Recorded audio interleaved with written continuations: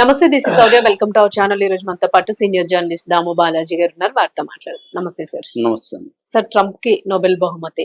So actual గా Trump Nobel బహుమతి lover ఒక రకంగా చెప్పాలని అంటే, సో దీనికి సంబంధించి దేశం కోసం అత్యంత సేవ చేస్తూ ఉన్నారు. సో ఈ నేపథ్యంలో నిచ్చామన్నట్టుగా మెచాడో చెప్పారు. సో ఏంటి సార్ అంటే ఫుల్ ట్రంప్ కి నోబెల్ బహుమతి అనేది అంటే మొత్తంగా మనకేంటంటే ఇంగ్లీష్ లో పారాడాక్స్ అంటారు, ప్రహసనం అంటారు తెలుగులో. అంటే ట్రంప్ ముందు నుంచి కూడా ట్రంపే కాదు అమెరికానే చేసే పని ఏంటంటే ప్రపంచ దేశాలని తమ గుప్పెట్లో పెట్టుకోవాలి. ఎకనామీ పరంగా కావచ్చు, డాలర్ డామినేషన్ కావచ్చు, ఏ రకంగా అయినా కూడా తమ కంట్రోల్లో వరల్డ్ లో ఉండే దేశాలన్నీ ఉండాలి. ముఖ్యంగా ఏంటంటే కోల్డ్ వార్ అంటారు. సోవియట్ యూనియన్ కి అమెరికాకి మధ్య ప్రపంచం రెండుగా చీలిపోయింది. ఆ తర్వాత సోవియట్ యూనియన్ కూలిపోయినాక యూనిపోలార్ ప్రపంచాన్ని అమెరికా కలగనింది. సో అమెరికా ప్రెసిడెంట్ ఎవరైనా వాళ్ళు యుద్ధాలు చేస్తారు, ప్రపంచంలో శాంతి కోసం ఎవడు కృషి చేయడు, ప్రపంచ దేశాలను తమ గుప్పెట్లో పెట్టుకున్నారు. దాదాపు 80 దేశాల్లో వీళ్ళ మిలిటరీ స్థావరాలు, బేసెస్ అంటారు వాటిని, ఆ బేసెస్ ఉన్నాయి. సో వీళ్ళు అమెరికాలో ఏ ప్రెసిడెంట్ అయినా శాంతి బహుమతికి అనర్హుడు. ఎందుకంటే అమెరికానే బై డిఫాల్టే అది శాంతికి భంగం కలిగించే వ్యవహారం అనేది కంప్లీట్గా గుప్పెట్లో పెట్టుకునే వ్యవహారం, దేశాలని ప్రపంచ ప్రజలను అస్తవ్యస్తం చేసే వ్యవహారం. అందులో ఇతను ముందు వరుసలో ఉంటాడు ట్రంప్ చర్యల వల్ల అనేక దేశాలు అస్తవ్యస్తం అయిపోయినాయి. ఇవాళ ఎకనామిక్ కొలాప్స్ అయిపోయినాయి.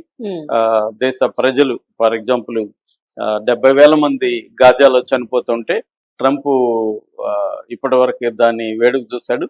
ఇప్పుడు ఇంక వాళ్ళంతా వెళ్ళిపోయినాక వాళ్ళని ఖాళీ చేసి దాన్ని ఒక రియల్ ఎస్టేట్ గా మార్చే కార్యక్రమం ట్రంప్ చేస్తున్నాడు. అట్లాగే పాకిస్తాన్ రెచ్చగొట్టుతున్నాడు, బంగ్లాదేశ్లో అల్లర్లు కారణమయ్యాడు, నేపాల్లో చేస్తున్నాడు. మొన్న వెనిజులా ప్రెసిడెంట్ ని ఎత్తుకుపోయి వాళ్ళు ఏదో మనం పోలీసులు వచ్చి ఎత్తుకుపోయినట్టుగా ఒక దేశ ప్రెసిడెంట్ ని, ఒక సార్వభౌమ దేశంలో ఉన్న ప్రెసిడెంట్ ని, వాళ్ళు అమెరికన్ సైన్ ప్రెసిడెంట్ ని వాళ్ళ భార్యని బెడ్రూమ్ లోకి వెళ్ళి ఎత్తుకుపోయారు. సో ఇరాన్ మీద, ఇరాన్ లో సంబంధమే లేదు ట్రంప్ కి. ఆల్రెడీ శాంతి చర్చలు జరుగుతుంటే సడన్ గా వచ్చి ఇరాన్ మీద అటాక్ చేశాడు. అట్లాగే ఇజ్రాయెల్ ఇరాన్ మీద 12 రోజులు అటాక్ చేసి వేలాది మందిని చంపాయి. ఇవన్నీ చేస్తుంటే ట్రంప్కి నోబెల్ ప్రైజ్ అనేది అంతకంటే పారాడాక్స్, ఇది అంతకంటే జోక్ ఏది ఉండదు. కానీ నార్వీజియన్ నోబెల్ కమిటీ ట్రంప్కి ఇవ్వలేదు.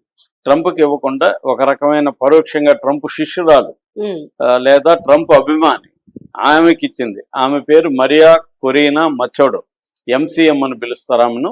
ఆమెకి 58 సంవత్సరాలు. ఆమెకి ఇచ్చింది. అప్పుడే ఆమె ఏం చెప్పింది, ఈ ట్రంప్ అర్హుడు దీనికని కూడా చెప్పింది ఆమె. అప్పుడే ఈ అవార్డు ట్రంప్కి అంకితం అని కూడా అప్పుడే ప్రకటించింది. ఆ తర్వాత ఏమైంది, ట్రంప్ వెళ్ళి మధురో అని తెచ్చాడు. అక్కడ తాత్కాలికంగా డిప్యూటీ ప్రెసిడెంట్, ఇప్పుడు ప్రెసిడెంట్ అయ్యాడు, వైస్ ప్రెసిడెంట్ అయ్యాడు.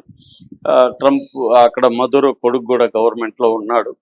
ఏదేమైనా అక్కడ ఉన్న ఆయిల్, ఎందుకంటే ప్రపంచంలోనే అత్యంత ఎక్కువ నిల్వలు ఉన్న ఆయిల్ ఎక్కడ ఉందంటే వెనిజులాలో ఉంది. బట్ అది వెరీ క్రూడ్, దాన్ని రిఫైన్ చేయడానికి చాలా ఖర్చు పెట్టాల్సి ఉంటుంది. అదే కాకుండా ట్రంప్ మాట వినకుండా చైనా, రష్యాలకు వెనిజులా ఆయిల్ అమ్మడం, ఆయిల్ కూడా డాలర్లలో కాకుండా వీళ్ళ currency, China currency and Russia కరెన్సీలు అమ్మడం అనేది అమెరికాకి పెద్ద తలనొప్పిగా మారింది. ఎందుకంటే డాలర్ డామినేషన్ అనే దాన్ని ధిక్కరిస్తున్నాయి. బ్రిక్స్ ధిక్కరిస్తుంది, రష్యా ధిక్కరిస్తుంది, చైనా ధిక్కరిస్తుంది, ఇండియా ధిక్కరిస్తుంది. ఇది తట్టుకోలేని పరిస్థితుల్లో ట్రంప్ కానీ అమెరికా కానీ ఉంటుంది. ట్రంప్ వెనకాల మనకేదో అనిపిస్తుంది ట్రంప్ ఒక్కడే చేస్తున్నాడని. ట్రంప్ ఒక్కడు కాదు, ట్రంప్ వెనకాల ఒక డీప్ స్టేట్ అనే ఒక ఇది ఉంటుంది. డీప్ స్టేట్ అంటే అక్కడ ఉన్న కార్పొరేట్ సంస్థలు కావచ్చు, బిగ్ బిజినెస్లు కావచ్చు, మిలిటరీ ఇది కావచ్చు, ఈ ఆయుధాల తయారీ కంపెనీలు కావచ్చు, ఇవన్నీ కలిసి ఓ డీప్ స్టేట్ అంటారు. వీళ్ళకి సిఐఏ ఉంటుంది, మాజీ ఇంటెలిజెన్స్ వాళ్ళు ఉంటారు, మాజీ మిలిటరీ అధికారులు ఉంటారు. వీళ్ళే ప్రభుత్వాన్ని కంట్రోల్ చేస్తుంటారు. వాళ్ళకి వివిధ దేశాల్లో అనుకూలంగా లేకపోతే గవర్నమెంట్లను కూలగొట్టేయడం, తమకు అనుకూలంగా ఉన్న వాళ్ళతో ప్రభుత్వాలని పప్పెట్ గవర్నమెంట్స్ అంటారు, పప్పెట్ గవర్నమెంట్స్ పెట్టడం. ఒకవేళ వాళ్ళు వెనక ఈ పప్పెట్ గవర్నమెంట్ పెట్టలేని పరిస్థితుల్లో మిలిటరీ యాక్షన్ తీసుకోవడం, ఇది అమెరికా చేసే పని. సో ఈ నేపథ్యంలో వెనిజులా మీద కూడా ఇదే అటాక్ చేశాడు. అంతకుముందు ఆంక్షలు పెట్టాడు. ఆంక్షల్ని ధిక్కరించి చైనా అండ్ రష్యాకి వాళ్ళు ఆయిల్ ఇస్తున్నారు. మిగతా వాణిజ్యం జరుగుతుంది. దాంతో ఇతను కోపానికి గురయ్యాడు. సో గురయ్యి వాళ్ళని తీసుకొచ్చాడు. ఇప్పుడు ఆయిల్ నిల్వలు అవన్నీ మాదే అంటున్నాడు. దాదాపు 5 మిలియన్ బ్యారల్స్ ఆయిల్ ని తీసుకొచ్చే కార్యక్రమం చేసుకుంటున్నాడు. సో ఈ దెబ్బకి ఏమైందంటే ప్రపంచంలో వివిధ దేశాలు కూడా ట్రంప్కు భయపడే పరిస్థితి వచ్చింది. ఈవెన్ ఇండియాలో ఎప్పుడు చర్చ జరగలేదు. ఇండియాలో మోడీని కూడా ఎత్తుకుపోతారా ఇలాగా అనే చర్చ జరగడానికి కూడా కారణం ఇదే. సో అదేదో తప్పు మధురోదే అయినట్టు ఆయన ఎక్కిరించినాడని డ్యాన్స్ వేసి ట్రంప్ ని అక్కడ నిస్సిగ్గుగా డెమోక్రసీ పేరు చెప్పుకునే పత్రికలు, న్యూయార్క్ టైమ్స్ లాంటివి కూడా ఇది తప్పు మధురోదే, ఆయన ఎక్కిరించాడే కాబట్టి పట్టుకుపోయాడు. మరి ట్రంప్ కూడా ఎక్కిరించాడుగా, మొన్న ఫ్రాన్స్ ప్రెసిడెంట్ ఎక్కిరించాడు, మన మోడీని ఎక్కిరించాడు. మరి ట్రంప్ ను కూడా పట్టుకురావాలి కదా. అలాగే అదెవరు రాయరు. సో ఇలాగా వాళ్ళ చేతిలో మీడియా ఉంది, వాళ్ళ చేతిలో మిలిటరీ ఉంది, వాళ్ళ చేతిలో కంట్రోల్ పవర్ ఉంది.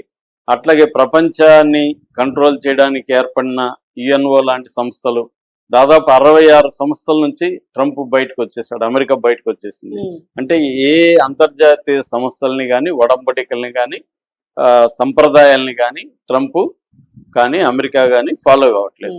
ఈ నేపథ్యంలో ఇప్పుడు విచిత్రంగా నోబెల్ ప్రైజ్ వచ్చింది ట్రంప్కి అనే ఒక వార్త వైరల్ అవుతుంది. ఆ వార్తకు కారణం ఏంటంటే వెనిజులాలో గవర్నమెంట్ ఫామ్ చేసే దానికి సంబంధించి నెక్స్ట్ ఫ్యూచర్ ఎలా ఉండాలని సంబంధించి వెనిజులియన్ కొంతమంది నాయకులు ట్రంప్ని కలిశారు. అందులో ఈమె కూడా ఉంది. సో ఈమె కలిసినప్పుడు ట్రంప్ వాళ్ళిద్దరి మధ్య ఏం జరిగిందనేది తెలియదు. దాదాపు గంట పైన సమావేశం జరిగింది. సో ఆమె బయటకు వచ్చి ట్రంప్ థ్యాంక్స్ టు ట్రంప్ అని ఆమె మద్దతుదారులతో వాళ్ళు స్లోగన్స్ ఇప్పించింది. ఆ నేపథ్యంలో నేను నా నోబెల్ ప్రైజ్ని ఆయనకి ఇచ్చేశాను అని చెప్పింది. నిజానికి అలా ఇచ్చేయడానికి లేదు. నోబెల్ ప్రైజ్ అనేది ఒక వ్యక్తికి ఇస్తే వాళ్ళకే కానీ నా ఇష్టం వచ్చిన వాడికి ఇచ్చుకుంటూ వెళ్తాను అనే దానికి నోబెల్ కమిటీ ఒప్పుకోదు. క్లియర్ గా రూల్ ఏంటంటే అది ట్రాన్స్ఫరబుల్ కాదు. ఇది ఓన్లీ సింబాలిక్ గా ఇచ్చానని చెప్పుకుంది. అతను కూడా ట్రంప్ కూడా నాకు ఆమె ఇచ్చింది, ఇది పరస్పరం గౌరవంతో అని చేసుకుంటున్నాడు. సో ఇది సింబాలిక్ తప్ప ట్రంప్ కి నోబెల్ ప్రైజ్ వచ్చినట్టు కాదు. నోబెల్ ప్రైజ్ ఈమెకి ఇచ్చింది. నిజానికి ఈమె కూడా అనర్హురాలని ఇప్పుడు ప్రపంచానికి అంత అర్థమైంది. ఈమెకి నోబెల్ ప్రైజ్ ఎందుకు ఇచ్చారు? అక్కడ వెనిజులాలో నిరంకుశత్వ ప్రభుత్వానికి వ్యతిరేకంగా ఈమె పోరాడిందని ఇచ్చారు. అది కూడా రాంగ్. నిజానికి ఆమె వెనిజులా ప్రభుత్వంలో డెమోక్రాటిక్ గా పోరాడలేదు. ఆమె దాదాపు నేషనల్ అసెంబ్లీ అంటారు వెనిజులాలో 2011 నుంచి 2014 వరకు మెంబర్ ఆమె ప్రతిపక్ష నాయకురాలు. చాలా మంది నాయకులు కూడా ప్రతిపక్షం ఉన్నారు. కాకపోతే అక్కడ డిక్టేటర్షిప్ ఉంది. ఈ డిక్టేటర్షిప్ లో 2024 జూలైలో ఎన్నికలు జరిగినప్పుడు ఈమె ప్రెసిడెంట్ గా కంటెస్ట్ చేద్దాం అనుకున్నది. కానీ సుప్రీంకోర్టు ఆమెను కంటెస్ట్ చేయడానికి బ్యాన్ చేసింది. కంటెస్ట్ చేయకూడదని చెప్పింది. బ్యాన్ చేసింది కాబట్టి ఆమె ఏం చేసిందంటే ఎడ్మండో గొంజాలెజ్ అని ఇంకొక నాయకుడిని నిలబెట్టింది. ఈమె అక్కడ కరిస్మాటిక్ లీడర్, అంటే ప్రజల్లో చాలా పాపులారిటీ అయితే ఉంది ఈమెకి.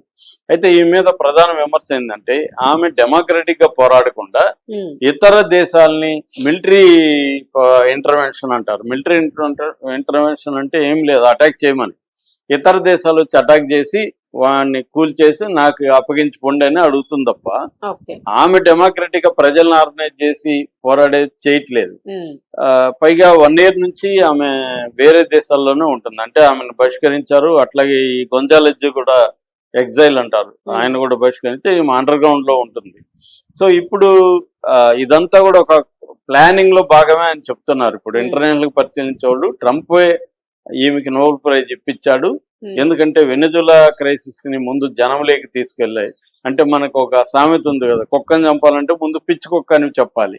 అందరు పిచ్చి కుక్కని నమ్మినాక దాన్ని చంపేస్తే ఎవరు విమర్శించరు, ఇంకా పైగా అప్రిసియేషన్ వస్తుంది. అమ్మాయి పిచ్చి కుక్కని చంపి నువ్వు హీరోరా అంటారు. అది నిజానికి పిచ్చి కుక్క కాదు. అదే పద్ధతి అమెరికా కూడా వ్యక్తం చేస్తుంది. ముందు వెనిజులాని విలన్ గా చిత్రీకరించాలి, వాడిని అత్యంత దుర్మార్గుడే చిత్రీకరించాలి. ఆ తర్వాత వెనిజులా మీద అటాక్ చేస్తే వ్యతిరేకత రాదు.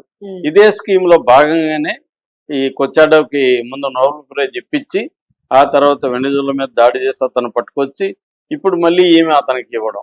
ఇదంతా ఎంత కామెడీ డ్రామా, కామెడీనే కానీ హారర్ కూడా ఉంది దీని వెనకాల. ఎందుకంటే కోట్లాది ప్రజల అవును. సఫరింగ్ ఉంది.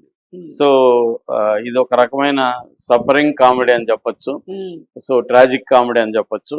సో ఆ కామెడీలో భాగంగానే నోబెల్ ప్రైజ్ ట్రంప్కి వచ్చిందన్న వార్త ఇప్పుడు వైరల్ అవుతుంది. Right sir, thank you sir.